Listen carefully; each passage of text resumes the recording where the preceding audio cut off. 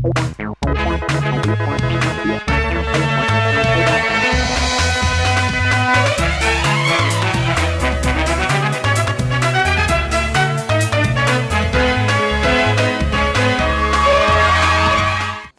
लगातार राष्ट्रीय समाचार आपको बता रहा है कि महाराष्ट्र में जो नगर निकाय चुनाव जारी है उसके जो नतीजे आज आने वाले हैं उसमें रुझान क्या आ रहे हैं, किसके आंकड़े क्या आ रहे हैं, ये लगातार हम आपको बता रहे हैं और लगातार आप तक वो आंकड़े पहुंचाने की कोशिश कर रहे हैं जो सटीक हो, जो एकदम जो समय के साथ लगातार आ रहे हो, वो तमाम आंकड़े आप तक पहुंचाने की कोशिश कर रहे हैं। फिलहाल देखिए समय जो है वो दिन का हो चुका है, बीतता चला जा रहा है और जैसे जैसे समय बीतता चला जा रहा है गठबंधन साथ ही पार्टियों की जो धड़कनें हैं वो तेज हो गई हैं कि किसको कितनी सीटें मिलेगी। देखिए शुरुआत हमने आज के दिन की थी उन आंकड़ों से, लेकिन पहले जरा आपकी नजर डलवाते हैं उन तमाम आंकड़ों पर जो अभी तक महानगर पालिका के चुनावों में रही है। खासकर अगर बात करेंगे तमाम जो अहम महानगर पालिकाएं हैं उसकी, जिसमें ठाणे महानगर पालिका हो गई, नवी मुंबई महानगर पालिका हो गई, इसके अलावा बीएमसी हो गई जो कि बृहन मुंबई महानगर पालिका जिसको कहते हैं सबसे अमीर महानगर पालिकाओं में से एक है। मैं आगे आपको डेटा बताऊंगी मगर उससे पहले एक एक करके आपको ग्राफिक्स के जरिए समझाते हैं कि 2017 जब पिछली बार चुनाव हुए थे तब नतीजे जो थे वो क्या थे। देखिए मेरे पीछे आप देख पा रहे होंगे ये पिछले 4 बीएमसी चुनावों के रिजल्ट है जो आपको बता रहे हैं। शिवसेना जो है जब अविभाजित शिवसेना थी, मतलब शिवसेना में फूट नहीं पड़ी थी, शिवसेना 2 धड़ों में नहीं बटी थी, तब शिवसेना का क्या आंकड़ा था जो चुनाव में सामने आया था। तो अगर उसकी बात करेंगे 2017 में 84 सीटें शिवसेना को आई थी, वहीं 2012 में यही सीटें 75 थी, 2007 में यही सीटें फिर से 84 थी और पिछले 2002 में जो चुनाव हुआ उसमें 97 सीटें जो है वो सामने आई थी। वहीं दूसरी तरफ बात की जाएगी भाजपा की, तो भाजपा को 2017 में 82 सीट, 2012 में 31, 2007 में यहां पर 28 सीटें आई थी, वहीं 2002 में 35 सीटें आती हुई दिखाई दी थी भारतीय जनता पार्टी को। जो आंकड़ा अब लगातार बढ़ता चला जा रहा है, उम्मीद ये जताई जा रही है कि इस बार जो चुनाव हुआ है उसमें ये आंकड़ा बढ़ेगा, इस बात का अनुमान जताया जा रहा है, वो नतीजों के बाद समझ में आएगा। वहीं बात करेंगे एनसीपी की, तो एनसीपी को 2017 में 9 सीटें मिली थी, तब एनसीपी भी अविभाजित थी, यानी विभाजित नहीं थी, 2 धड़ों में बटी नहीं थी, अब 2 धड़ों में बट चुकी है। अजीत पवार गुट की एनसीपी अलग है, शरद पवार गुट की एनसीपी अलग है। अब फिलहाल के लिए अगर देखा जाए तो जब 2017 के आंकड़ों की हम बात करें, 9 सीटें उस समय आई थी एनसीपी को, वहीं 2012 में 13 सीटें, 2007 में 14, 2002 में 12 सीटें एनसीपी को आई थी। मन से जो फिलहाल उद्धव ठाकरे के साथ मिलकर चुनाव लड़ रही है, अगर उसकी बात की जाए तो पिछले चुनाव में उसको 7 सीटें मिली थी 2017 में। वहीं दूसरी तरफ अन्य निर्दलीय की बात करेंगे तो 8 सीटें 2017 में आई थी, 2012 में 19 सीटें निर्दलीय को मिली थी, 2007 में 12, 2002 में 22। वहीं बात की जाएगी कुल सीटों की तो 227 सीटें हैं, मुंबई महानगर पालिका की बात कर रहे हैं, 227 सीटें हैं कुल। 2012 में भी 227 थी और 2002 से 227 ही होती आ रही है। देखिए ये जो चुनाव हो रहा है ये इतने समय तक टला क्यों, इसके पीछे की वजह ये है कि 236 सीटें बनाने का इसको प्रस्ताव रखा गया था मगर ये नहीं हो पाया, क्योंकि यही कारण था कि वो प्रस्ताव पास ना होने की वजह से अब जाकर ये जो चुनाव है ये हो रहे हैं और अब चुनाव में जो नतीजे सामने आएंगे वो आगे चलकर पता चलेंगे। देखिए बीएमसी का फिलहाल हम आपको रिजल्ट बता रहे थे, अब एक एक करके आपको उन तमाम महानगर पालिकाओं का भी रुझान जो है वो बता देते हैं। सीटें कितने उम्मीदवार लड़ रहे हैं, कहां से कौन लड़ रहा है, ये भी देखिए आपको बता देते हैं। ग्राफिक्स के जरिए हम आपको समझा रहे हैं कि चाहे वो ठाणे महानगर पालिका हो, चाहे फिर वो नवी मुंबई महानगर पालिका हो या फिर वो वसई विरार महानगर पालिका हो, यहाँ पर कितने उम्मीदवार लड़ रहे हैं और कितने उम्मीदवार नहीं, ये हम पीसीआर से कहना चाहेंगे कि यहाँ दिखाएं ताकि दर्शकों तक ये जो जानकारी है ये पहुंच सके। देखिए अगर बात की जाएगी बीएमसी की, तो बीएमसी के आंकड़े जो है हमने आपको बताए हैं। वहीं दूसरी तरफ ये आपको ठाणे महानगर पालिका का फिलहाल का जो ग्राफ है ये आपको बता रहे हैं 2026 के जो पूरी डिटेल आपको बता रहे हैं। देखिए कुल सीटें 131 है, ठाणे महानगर पालिका की बात कर रहे हैं यहाँ पर, कुल उम्मीदवार 641 है। वहीं बात की जाएगी शिवसेना शिंदे गुट की तो 87 सीटों पर चुनाव जो है वो लड़ रही है। वहीं दूसरी तरफ देखिए यहाँ आपको जो आंकड़े हैं बीजेपी के बता रहे हैं, बीजेपी 40 सीटों पर चुनाव लड़ रही है फिलहाल।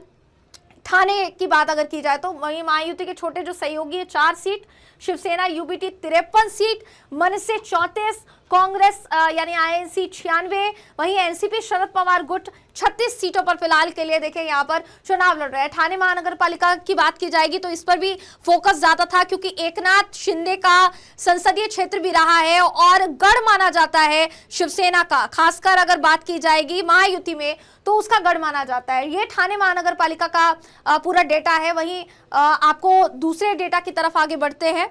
वसई विरार की जो महानगर पालिका है वहां कितने उम्मीदवार किस पार्टी ने उतारे हैं ये भी बिना देर के आपको हम दिखाना चाहेंगे। देखिए वसई यहाँ पर जो है वसई विरार आपको दिखा देते हैं कि वसई विरार में जो डेटा है वो क्या यहाँ पर आ रहा है। और जाहिर है देखिए तमाम पार्टियों ने अपने अपने उम्मीदवार उतारे हैं। देखिए वसई विरार का ये डेटा आपको बता रहे हैं, चुनावी डिटेल जो है वो सामने आई। कुल सीटें वसई विरार में 115 नगर सेवक कुल, और बहुजन विकास आघाड़ी यहाँ पर 105 सीट, वहीं भाजपा 87, शिवसेना उद्धव ठाकरे 89 सीट, 79 सीट माफ कीजिएगा, शिवसेना शिंदे 27 सीट, राष्ट्रवादी अजीत पवार की जो पार्टी है यानी जो एनसीपी मेन है, अजीत पवार जब दूसरे पाले में गए और उन्होंने अपनी जो अपने खेमे में जो पूरी की पूरी पार्टी कर ली, उसके बाद अजीत पवार 15 सीटें यहाँ पर मिली है। वहीं कांग्रेस आईएनसी के पास 10, मनसे के पास 2। ये वसई विरार महानगर पालिका का है पूरा का पूरा डेटा, पूरा का पूरा ब्यौरा। अब जरा आपको लिए चलते हैं नवी मुंबई।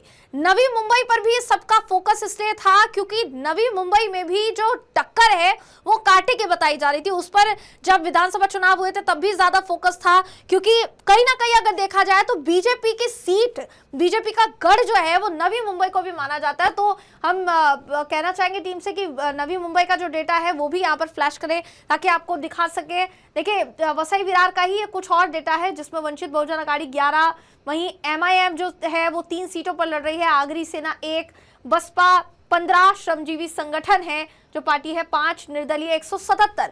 जैसा हमने इससे पहले भी कहा है कि देखिए पार्टी वार उम्मीदवारों की जो डिटेल है ये आपको बता देते हैं। बीजेपी लगभग 100 प्लस सीटों पर फिलहाल के लिए उम्मीदवार जो है अपने उतार चुकी है। दूसरी तरफ देखिए एक एक करके आपको बता रहे हैं, जहां बीजेपी 100 प्लस सीटों पर उम्मीदवार उतार चुकी है, मनसे लगभग 30 सीटों पर उम्मीदवार उतार चुकी है, जिसके आंकड़े आज आ जाएंगे, जिसके नतीजे जो है वो आज आ जाएंगे। लगभग ये जो सीटें हैं देखिए एनसीपी को लगभग 90 उम्मीदवार जो है उसने उतारे, वंचित बहुजन अघाड़ी ने लगभग 20 उम्मीदवार उतारे।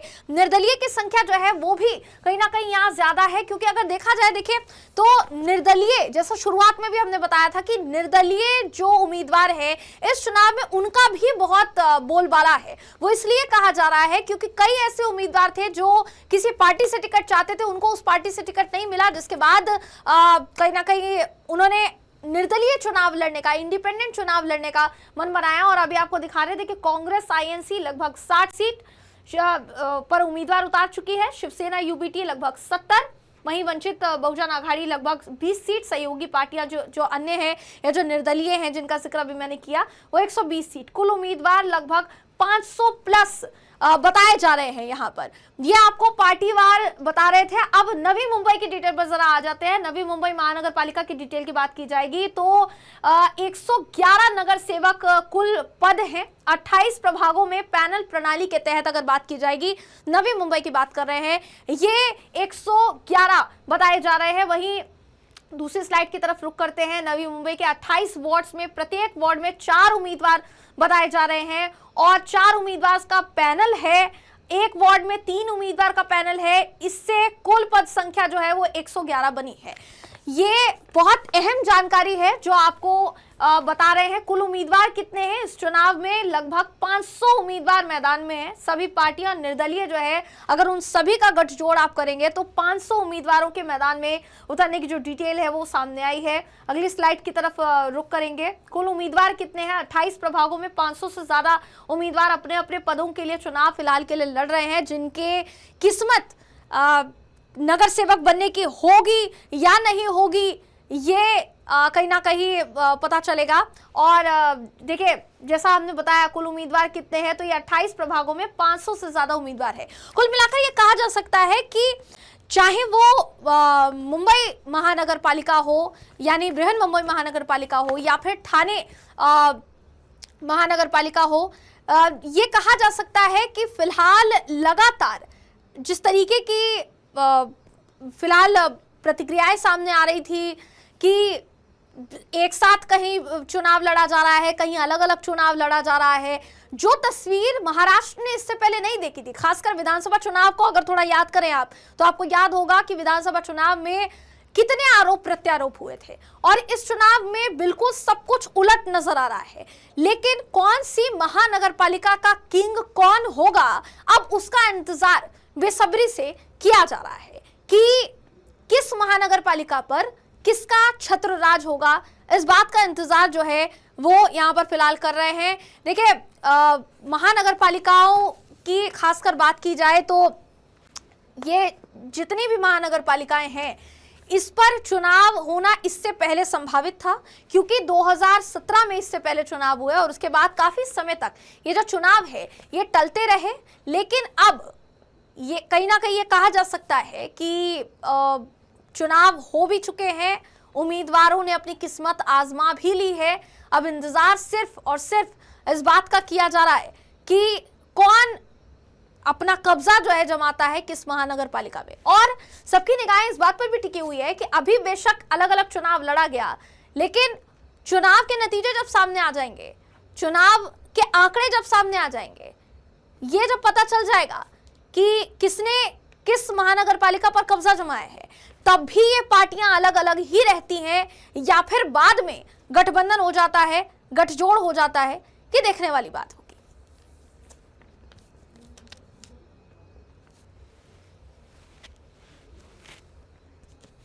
देखिए, फिलहाल लगातार हम आपको ये दिखाने की कोशिश कर रहे हैं कि महाराष्ट्र में जो नगर निकाय चुनाव है उसके क्या नतीजे सामने आ रहे हैं, और उन चुनावों के जो नतीजे हैं वो देखिए आपको दिखा दे रहे हैं। यहाँ पर कौन कितनी सीटों पर है ये भी आपको बता दे रहे हैं। जो आंकड़ा है वो लगातार बढ़ता चला जा रहा है। कुछ देर पहले तक बीजेपी का जो आंकड़ा था वो कुछ और था, और अभी फिलहाल कुछ और नजर आ रहा है।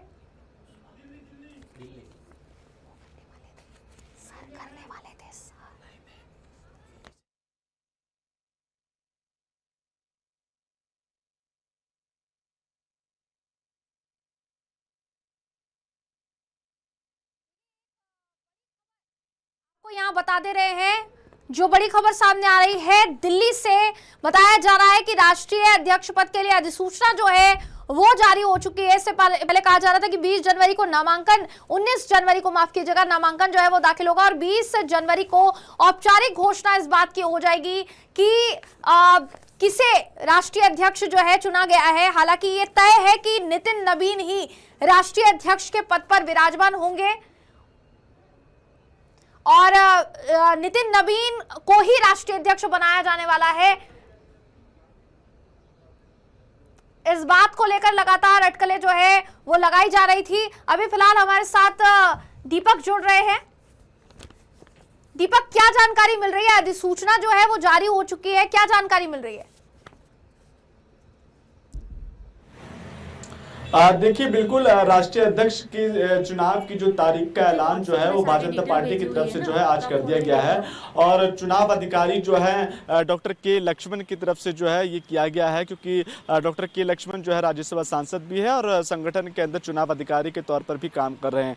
ऐसे में क्योंकि 19 तारीख को जो है नामांकन जो है प्रक्रिया शुरू होगी भारतीय जनता पार्टी के अंदर, इसमें तमाम जो 10 प्रस्तावक जो रहने वाले हैं वो प्रस्तावक मौजूद रहेंगे। इन प्रस्तावक में प्रधानमंत्री नरेंद्र मोदी, गृह मंत्री अमित शाह, रक्षा मंत्री राजनाथ सिंह समेत तमाम जो केंद्रीय मंत्री हैं वो प्रस्तावक के रूप में जो है 10 प्रस्तावक जो है वो मौजूद रहने वाले हैं। 20 तारीख को जो है इस पूरे मतदान का जो आधिकारिक घोषणा है जो है वो 20 तारीख को हो जाएगी और अगर जरूरत पड़ी तो मतदान होगा, क्योंकि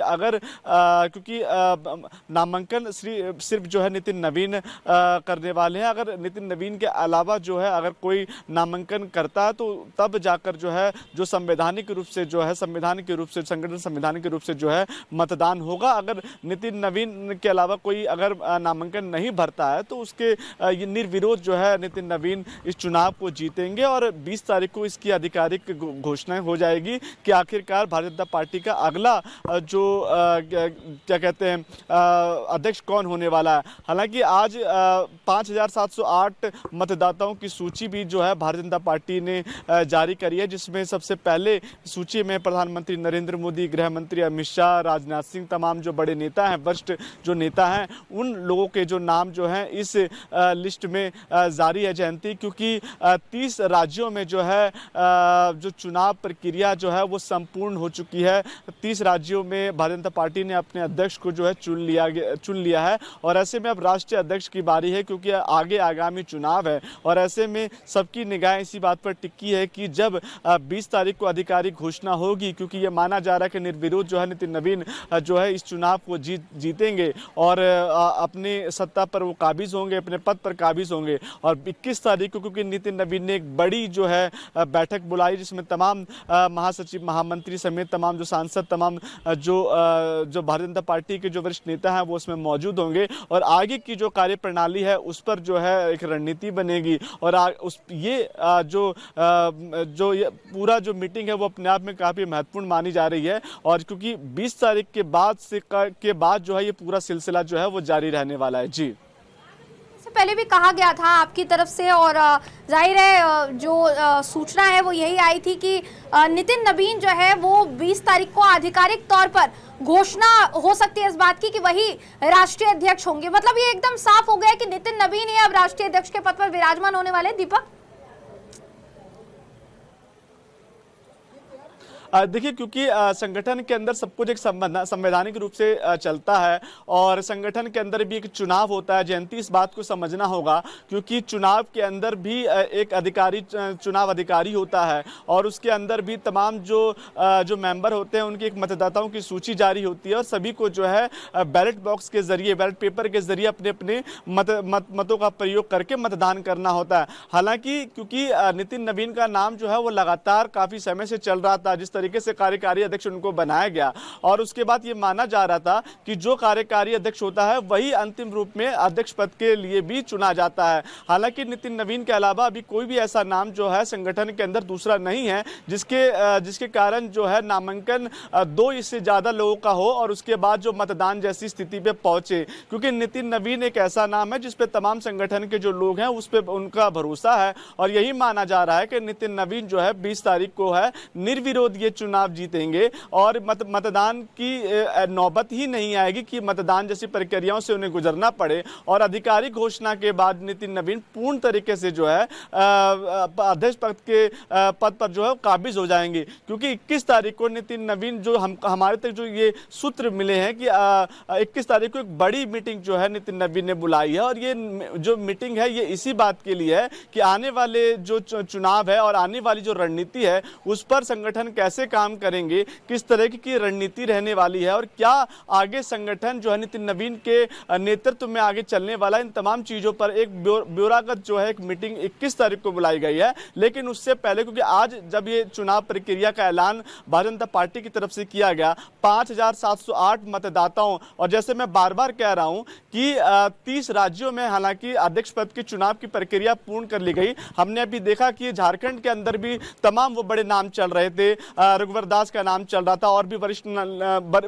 नेताओं के नाम चल रहे थे, लेकिन आदित्य साहू को जो है निर्विरोध जो है वहां पर चुना गया और वो झारखंड के प्रदेशाध्यक्ष के रूप में चुन लिए गए। और यही कारण है क्योंकि नितिन नवीन को जब से भारतीय जनता पार्टी लेके आई है, लगातार चाहे वो पूर्वांचल की बेल्ट की बात करें या खास तौर पर तमाम अलग अलग राज्यों की बात करें, तो एक बड़ा फेम जो है नितिन नवीन का बनता हुआ दिखाई दिया है। और यही कारण है जयंती कि आने वाले दिनों में जब चुनाव होंगे और उससे पहले नितिन नवीन का रोल काफी अहम होने वाला है। जी बिल्कुल, नितिन नवीन का रोल जो है वो काफी ज्यादा अहम होने वाला है। बहुत बहुत शुक्रिया, बहुत बहुत धन्यवाद आपका दीपक, इस पूरे मामले पर ज्यादा जानकारी के लिए। तो जाहिर है देखिए, नितिन नवीन जो है वो उनको चुना जाने वाला है राष्ट्रीय अध्यक्ष के तौर पर। ये बड़ी जानकारी दिल्ली से सामने आ रही है, जिसके लिए अधिसूचना जो है वो जारी कर दी गई है और तमाम नेताओं द्वारा उसकी तैयारी की जा रही है। इससे पहले भी ये कहा जा रहा था कि 19 जनवरी को नितिन नवीन द्वारा नामांकन दाखिल किया जाएगा, उसके बाद 20 तारीख को औपचारिक तौर पर इस बात की घोषणा हो जाएगी कि नितिन नवीन ही राष्ट्रीय अध्यक्ष के पद पर आसीन होंगे। और अब इसको लेकर ये बड़ी जानकारी जो है वो सामने आ रही है।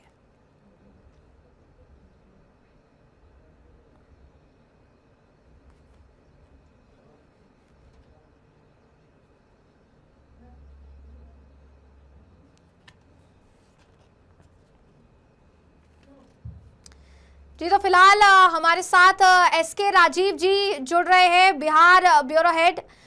उनको सीधा तौर पर जोड़ रहे हैं और जाहिर है देखिए, बिहार में भी आज एक बड़ा घटनाक्रम हो रहा है। बिहार में भी आज राजनीतिक बड़ा घटनाक्रम हो रहा है, क्योंकि समृद्धि यात्रा पर नीतीश कुमार जो है वो निकल चुके हैं। आज के दिन को उन्होंने क्यों चुना है, आज के ही दिन नीतीश कुमार ने इतनी बड़ी यात्रा निकालने का फैसला क्यों किया, इन तमाम चीजों पर ज्यादा जानकारी लेंगे एसके राजीव जी से। राजीव जी, यात्रा जो है वो निकल चुकी है, बेतिया से ये यात्रा जो है वो शुरू हो चुकी है।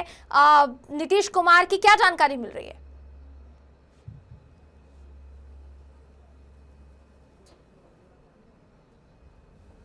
बिहार में यात्रा पर निकले हैं और इस यात्रा को उन्होंने नाम समृद्धि यात्रा दिया है। बेसिकली जिस समय चुनाव की शुरुआत हुई थी, उसमें नीतीश कुमार ने कहा था कि अगर फिर से जनता उनको मेजोरिटी में लाती है तो फिर वो जनता के बीच आएंगे और उनकी सुधि लेंगे। तो दरअसल में पिछले 20 साल में कितना काम हुआ है, कितना डेवलपमेंट हुआ और क्या क्या डेवलपमेंट और होना बाकी है, ये चीज़ बतौर सीएम नीतीश कुमार को पता है। और यही वजह है कि उन्होंने कई ऐसी योजनाओं की शुरुआत भी की है। आप देखेंगे कि 7 निश्चय योजना पार्ट 3 की शुरुआत बिहार में जो है वो की गई है, जिसके तहत कि आपको याद होगा कि जब 2015 के बाद इसकी शुरुआत हुई थी तो बिहार में हर घर नल जल योजना उसी 7 निश्चय योजना का जो है एक ड्रीम प्रोजेक्ट हुआ करता था।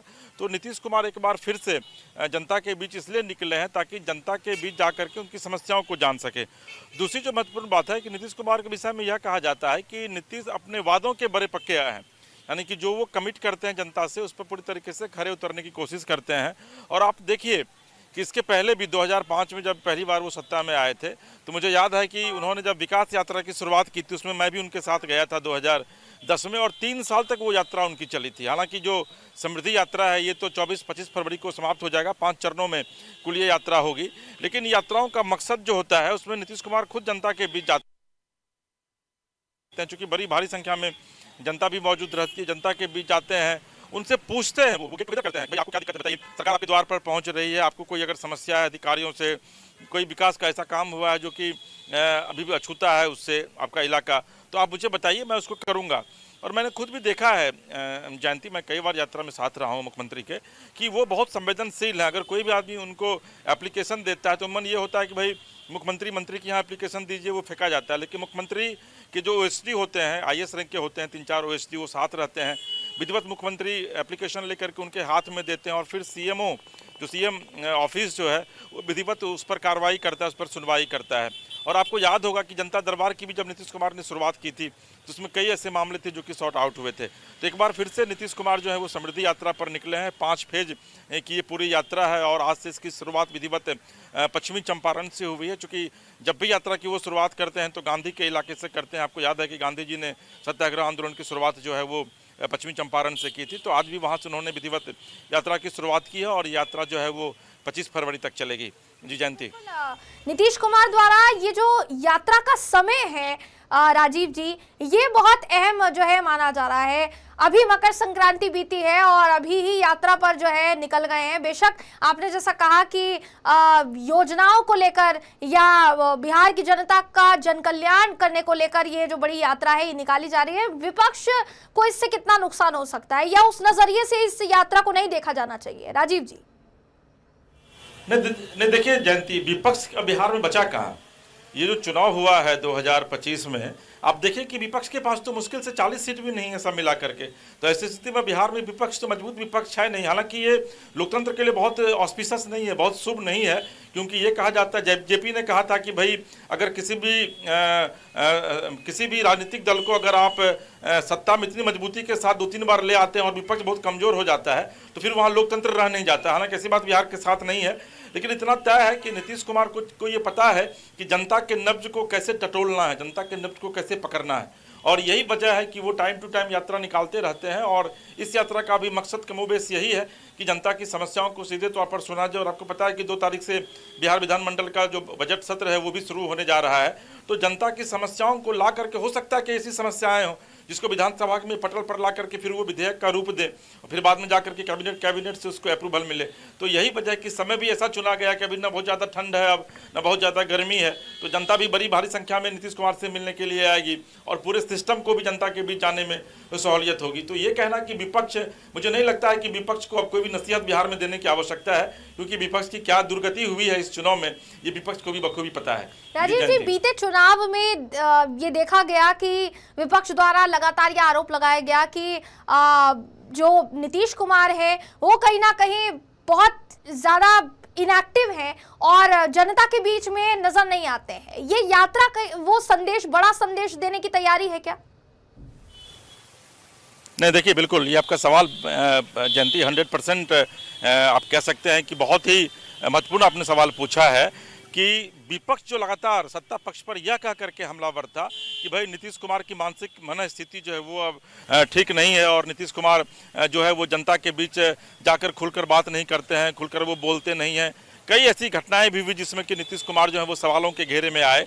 तो उससे भी ये बताना है बिहार के साथ साथ पूरे देश के लोग को और खास करके एनडीए के बड़े नेताओं को भी ये बताना है कि भाई उनकी मानसिक स्थिति पूरे तरीके से ठीक है और यही वजह है कि वो जनता के बीच सीधे जाकर के उनकी समस्याओं से न सिर्फ अवगत हो रहे हैं बल्कि उनकी समस्याओं का समाधान भी कर रहे हैं। तो आपने जो ये सवाल किया है ये निश्चित तौर पर सत्ता विपक्ष के साथ साथ सत्ता पक्ष के लिए की भी एक बड़ा सबक है कि नीतीश कुमार अभी फिलहाल मुख्यमंत्री के लिए पूरे तरीके से फिट हैं और इस बार जो मैंडेट जनता ने दिया है उसमें वो 5 साल बखूबी जो है वो बिहार की सत्ता पर शासन करेंगे। जी जयंती जी, एक सवाल मेरा और आखिरी होगा कि जितनी अलग पार्टियां भी हैं, गठबंधन का जो हिस्सा है, खासकर सम्राट चौधरी को देखा जाए या अन्य नेताओं को देखा जाए, क्या वो भी इस यात्रा का हिस्सा लगातार रहने वाले हैं ये दिखाने के लिए कि जो गठबंधन है उसमें भी मजबूती है? नीतीश कुमार अगर जनता के बीच में उतर रहे हैं तो उनके साथ जितने अन्य नेता हैं जो बिहार में गठबंधन का बड़ा चेहरा है वो भी इस यात्रा के जरिए नजर आने वाले हैं। राजीव जी। नहीं देखिए, बिल्कुल जयंती, चूंकि देखिए बिहार में अब इधर उधर होने की स्थिति नहीं है और आपको याद होगा कि आज से जब कुछ दिन पहले हम लोग बातचीत कर रहे थे 2-3 दिन पहले कि भाई मकर संक्रांति के बाद जो है वो बिहार की राजनीति में कुछ ना कुछ परिवर्तन देखने को मिलता है, तो वो अब देखने को नहीं मिलेगा क्योंकि विपक्ष के पास इतना बहुमत नहीं है कि नीतीश कुमार उनके साथ चले जाएंगे तो उनकी सरकार बन जाएगी। लिहाजा यह यात्रा मुख्यमंत्री की भले ही यात्रा हो लेकिन यह यात्रा एनडीए की यात्रा है और आप देखिए होंगे आज अभी जो मैंने विजुअल भेजा है कि उसमें सम्राट चौधरी, विजय सिन्हा जो दोनों मुख्यमंत्री हैं बिहार सरकार में वो दोनों उनके साथ साथ चल रहे हैं और पूरी यात्रा में जो है वो एनडीए, आप कह सकते हैं कि बीजेपी नहीं बल्कि एनडीए पूरी यात्रा में आपको साथ दिखेगा। और जैसे मैंने आपको बताया कि 25 फरवरी तक ये यात्रा होगी और इस यात्रा में एनडीए एक बार फिर से यह भी बताने की कोशिश करेगा कि बिहार ही नहीं बल्कि राष्ट्रीय स्तर पर भी जो एनडीए है वो पूरी तरीके से इंटैक्ट है, एकजुट है। जी बिल्कुल बिल्कुल, बहुत बहुत धन्यवाद राजीव जी ज्यादा इस पूरे मामले पर जानकारी के लिए। और जो नजर है वो हमारी इस पर बनी हुई है, ये जो यात्रा है ये काफी लंबे समय तक निकाले जाने वाली है और इस यात्रा में आगे और कितने पहलू नजर आते हैं ये राष्ट्रीय समाचार लगातार अपने दर्शकों तक पहुंचाता रहेगा।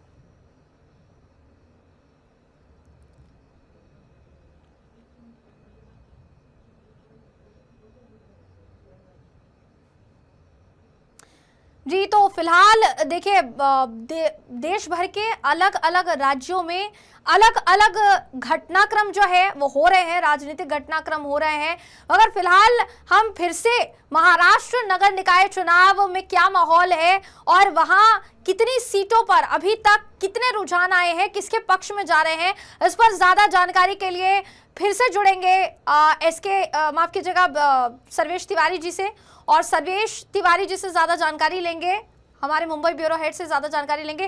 राजीव जी माफ कीजिएगा सर्वेश जी, क्या जानकारी मिल रही है? जाहिर है देखिए आज जो वक्त है वो हर पार्टी के लिए बेहद अहम है, खासकर मनसे के लिए भी अहम है, उबाटा के लिए भी अहम है, बीजेपी के लिए भी ज्यादा अहम है। हालांकि जो आंकड़े नजर आ रहे हैं वो बीजेपी के पक्ष में ही जाते हुए दिखाई दे रहे हैं साफ तौर पर। सर्वेश जी। जी जयंती जी, मुंबई सहित पूरे महाराष्ट्र में बात करें तो जितने भी 29 महानगर पालिका के चुनाव में हैं, हर जगह पर मुंबई से लेके पुणे से लेके नवी मुंबई से लेके थाने लेके पिंपरी चिंचवड़, कोल्हापुर, धुले, सभी जगहों पर बीजेपी नंबर 1 पे ज़्यादा सीटें हासिल की हैं। खास करके मुंबई पर जिसकी सबकी नज़र है, सभी राजनीतिक पार्टियों की बात करें 227 जो वार्ड है उसमें तकरीबन 129 या 30 सीट के करीब महायुति जो बीजेपी साथ ही शिंदे सेना पहुंच चुकी है। 129 में से 31 सीटें जो हैं वो शिंदे सेना की है, बाकी की सीटें बीजेपी ने नंबर 1 पे हासिल की हैं। अब यहाँ पर शोर हो चुका है कि अब मुंबई की सत्ता बीजेपी संभालेगी, बीजेपी का ही महापौर बनेगा। जबकि ठाकरे गुट की बात करें और मनसे की बात करें, वो उनकी जो युति है तकरीबन 70 या 71 के करीब सीटें पहुंची हैं, कांग्रेस 10 के करीब पहुंची है। वही एमआईएम पार्टी जो है वो तकरीबन 4 सीटें अभी तक हासिल कर चुकी है। एक पार्टी ये भी सुनाई पड़ रहा है कि जो समाजवादी पार्टी है वो भी हासिल कर चुकी है। तो कुल मिला जुला कर अभी तक ये सब सारे रुझान ही हैं, लेकिन जो आउटपुट आ रहे हैं, जहाँ पे सब तमाम हमारे रिपोर्टर हैं वो आउटपुट दे रहे हैं, उसके मुताबिक ये सारी इन्फॉर्मेशन है और अभी तक ये सारी चीज़ें बाहर है। और बीजेपी के ऑफिस की बात करें तो यहाँ पर स्टेज बन चुका है, सभी तरह पर देख सकते हैं कि यहाँ पर बड़ी स्क्रीन लगाई गई हुई है। धीरे धीरे यहाँ पर ऐसा सुनाई दे रहा है कि 4:30 से 5 बजे के बाद बीजेपी के कई वरिष्ठ नेता यहाँ पर आएंगे और यहाँ पर ढोल बाजे ताशे बजते हुए सुनाई देंगे, फटाकों की आवाज़ सुनाई देगी, साथ ही गुलाल उड़ते हुए दिखाई देंगे। तो कुल मिला जुला कर तैयारियाँ शुरू हो चुकी है, बस अब नेताओं का आना बाकी है। और जो एक एक्चुअल रियल जो आउटपुट आता है वो डेटा आने के बाद यहाँ पे हो सकता है कि 4:30 से 5 बजे के बाद यहाँ पे तमाम बीजेपी की महाराष्ट्र के जो बड़े नेता हैं, हो सकता है कि महाराष्ट्र के मुख्यमंत्री देवेंद्र फडणवीस भी आएँ। तो कुल मिला कर यहाँ पर एक पूरे उत्सव के माहौल की पूर्व तैयारी कह सकते हैं कि महाराष्ट्र बीजेपी प्रदेश हेडक्वार्टर में तैयार की जा रही है। जी बहुत बहुत धन्यवाद आपका सर्वेश जी, इस पूरे मामले पर ज्यादा जानकारी के लिए हमसे जुड़े रहिएगा और ज्यादा जानकारी लेंगे। जाहिर है देखिए महाराष्ट्र में जो नगर निकाय चुनाव है उसकी तैयारियां जोरों पर थी, चुनाव हो चुके हैं, मतदान हो चुका है, अब काउंटिंग आज जारी है, आधा दिन बीत चुका है, थोड़े ही घंटे बाद ऐसा माना जा रहा है कुछ घंटों बाद नतीजे जो है वो सामने आ जाएंगे। उन नतीजों में किसका आंकड़ा क्या होगा ये आगे लगातार राष्ट्रीय समाचार आप तक पहुंचाता रहेगा। फिलहाल वक्त है एक छोटे से ब्रेक का, ब्रेक के बाद मिलते हैं।